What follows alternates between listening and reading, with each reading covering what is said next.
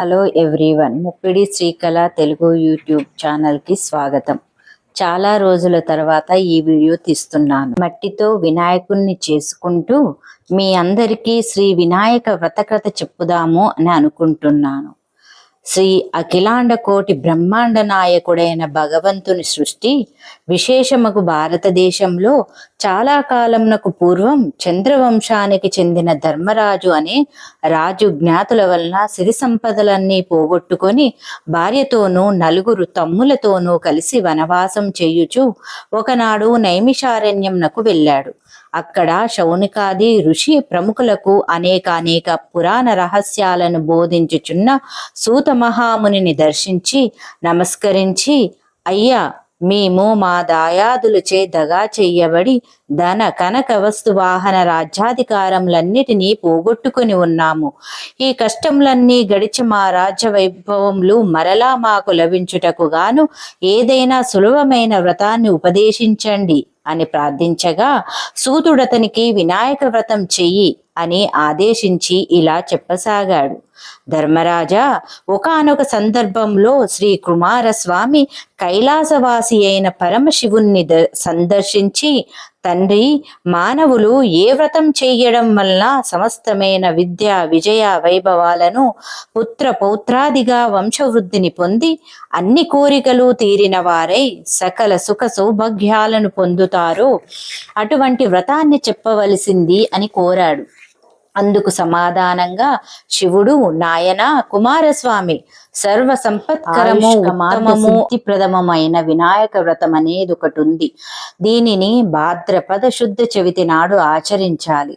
ఈ రోజు ప్రాతకాలమే నిద్రలేచి స్నానం చేసి నిత్య కర్మలు నెరవేర్చుకొని తమ శక్తి మేరకు బంగారంతో గాని వెండితో గాని లేదా కనీసం మట్టితో గాని విఘ్నేశ్వరుడిని బొమ్మను చేసి తమ ఇంటికి ఉత్తర దిక్కులో వడ్లు గాని బియ్యము గాని పోసి మండపాన్ని నిర్మించి అష్టదళ పద్మాన్ని ఏర్పరిచి గణేశ్వరుని ప్రతిమను ప్రతిష్ఠించి శ్వేత గంధాక్షత పుష్ప పత్రాదులతో పూజించి ధూప దీపాలను వేలగా నేరేడు చెరకు మొదలైన ఫలములను ప్రత్యేకముగా రకమున 21 ప్రాకారము నివేదించి నాదులతో పూజను ముగించి యథాశక్తి వేద విధులైన విప్రులకు దక్షిణ తాంబూలాదులనంచి అందించి బంధుజనంతో కలిసి నూనెను ఉపయోగించకుండా నేతితో చేసిన వివిధ భక్ష భోజ్యాదులతో భోజనం చెయ్యాలి. మరునాడు ఉదయం స్నానం సంధ్యలు పూర్తి చేసుకొని యథాశక్తిగా బ్రాహ్మణులకు దక్షిణ తాంబూలాలతో సంతుష్టపరచాలి. ఈ విధంగా ఎవరైతే ఈ వినాయక వ్రతాన్ని చేస్తారో వాళ్ళకి శ్రీ గణపతి ప్రసాదం వలన సకల కార్యములు సిద్ధిస్తాయి. ఆ విధంగా షణ్ముఖునికి శివునిచే చెప్పబడిన ఈ వ్రతాన్ని నువ్వు కూడా ఆచరించు. గతంలో విదర్భ యువరాణి దమయంతి ఈ వ్రతం చెయ్యడం వలననే తాను ప్రేమించిన నలమహారాజును పెండ్లాడగలిగింది. విఘ్నేశ్వర జననము. పూర్వకాలంలో గజాసురుడను గజరూపము గల రాక్షసుడు శివుని గూర్చి తపస్సు చేయగా అతని తపస్సుకు మెచ్చి శివుడు అతని ఉదరములో నివాసము ఉండేటట్లుగా వరం ఇస్తాడు. కైలాసంలో పార్వతీదేవి శివుని జాడ తెలియక కంగారు పడుతూ అన్వేషించగా శివుడు గజాసురుని ఉదరమందు ఉన్నాడని తెలుసుకొని శ్రీహరిని ప్రార్థించి ఎలాగైనా శివుని రక్షించి బయటకు తీసుకురమ్మని వేడుకుంది. అంతట శ్రీహరి శివుని వాహనమైన నందిని చిత్ర విచిత్రములుగా అలంకరించి గంగిరెద్దుల మేళములు వారిలా వేషము ధరించి గజాసురుని దగ్గరకు వెళ్ళి నందిని గంగిరెద్దులా ఆడించి మెప్పించి వరము కోరుకునేలా చేసెను. అంతటా శ్రీహరి గజాసురునితో శివుడు కావాలి అని కోరగా వచ్చినవాడు శ్రీహరి అని కనిపెట్టి తనకు మరణం తప్పదని భావించాడు. శ్రీహరి ఆజ్ఞతో నంది తన కొమ్ములతో గజాసురుని ఉదరము చీల్చగా అందులో నుండి శివుడు బయటకు వచ్చెను. అంతటా శివుడు గజాసురునికి తలకు త్రిలోక ఆధిపత్యం ఇచ్చనని వరము ఇచ్చి గజాసురుని తలతో కైలాసమునకు వెళ్ళెను. వినాయకోత్పత్తి. కైలాసములో పార్వతి శివుని రాక గురించి తెలుసుకొని ఎంతో సంతోషించి స్వాగతం చెప్పేటందుకు స్థాన అలంకారాలు ముగించే సమయంలో చేతిలో ఉన్న నలుగుపిండిని నలుపుతూ పతి పరధ్యానములో ఉండి ఒక అందమైన బాలుడి ప్రతిమను చేసింది. ఆ ప్రతిమ అందంగా ఉన్న కారణంగా ప్రాణప్రతిష్ఠ చేసింది. ఆ బాలుని గుమ్మం ముందు కూర్చోబెట్టి ఎవ్వరినీ లోనికి రానివ్వద్దని, తను అలంకరణ పూర్తి చేసుకొని వస్తానని చెప్పి లోపలికి వెళ్ళింది. కొంతసేపటికి శివుడు వచ్చాడు. కానీ గుమ్మానికి కావలిగా ఉన్న బాలుడు శివుడు ఎవరో తెలియక లోనికి ప్రవేశం లేదన్నాడు. ఇద్దరికీ వాగ్వివాదం జరిగింది.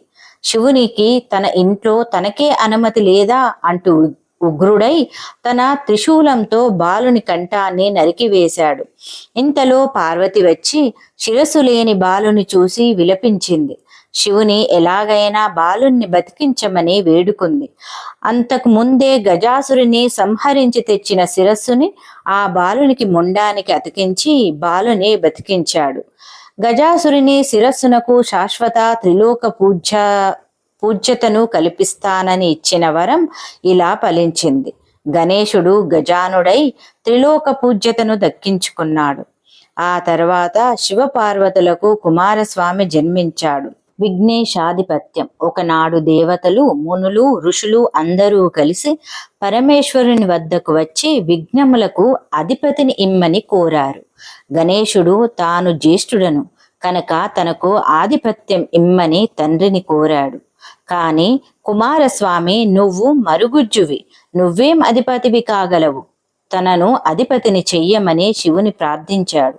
అంతటి శివుడు తన కుమారుల వాగ్వివాదాన్ని ఉద్దేశించి, మీ ఇద్దరిలో ఎవరైతే ముల్లోకములలోని పవిత్ర నదులలో స్నానం చేసి ముందుగా వస్తారో వారికే ఆధిపత్యం లభిస్తుందని చెప్పాడు.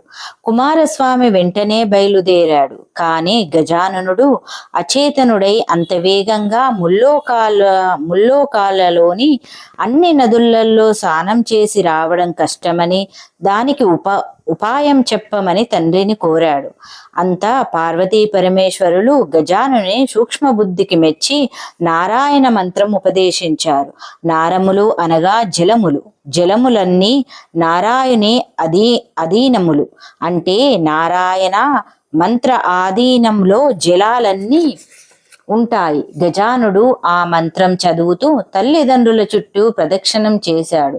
ఆ మంత్ర ప్రభావాన ప్రతి పుణ్యతీర్థంలో కూడా కుమారస్వామి కన్నా ముందే గజాననుడు స్నానం ఆచరించి ఎదురుపడేవాడు. ఇలా ముల్లోకాలలో అన్ని నదులలో గజానుడే ముందుగా స్నానమాచరించడం చూసి ఆశ్చర్యపోయి కైలాసానికి వెళ్ళాడు. అక్కడ అన్నగారిని చూసి ఆశ్చర్యపడి, కుమారస్వామి, తండ్రి, అన్నగారి మహిమ తెలియక ఆధిపత్యాన్ని కోరాను, నన్ను క్షమించండి. ఆధిపత్య అర్హత అన్నగారికే దక్కుతుంది అని ప్రార్థించాడు. ఈ విధంగా గజానుడు విఘ్నములకు అధిపతి అయి విఘ్నేశ్వరునిగా కొలువబడుతున్నాడు. శమంతకోపాఖ్యానం. సత్యాజిత్రనే రాజు యొక్క భక్తి మెచ్చి సూర్యుడు అతనికి శమంతకమణిని ప్రసాదించాడు.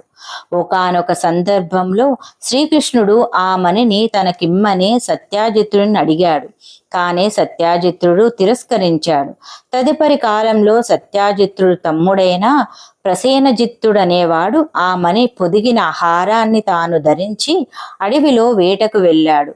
అక్కడొక సింహము అతన్ని వధించి ఆ మణినొక మాంసఖండంగా భావించి ఎత్తుకొని పోతుండగా ఆ అడవిలోనే ఉన్న జాంబవతుడనే భల్లూకరాజు సింహాన్ని చంపి ఆ మణిని తాను తీసుకొని తన కుమార్తె అయిన జాంబవతికి ఇచ్చాడు. కానీ శమంతకమణి మీద ఆశ కలిగి ఉన్న శ్రీకృష్ణుడే తన తమ్ముణ్ణి చంపి దానిని దొంగిలించి ఉంటాడని సత్యాజిత్తుడు ఒక పుకారును లేవదీశాడు. ప్రజలంతా ఇది నమ్మసాగారు.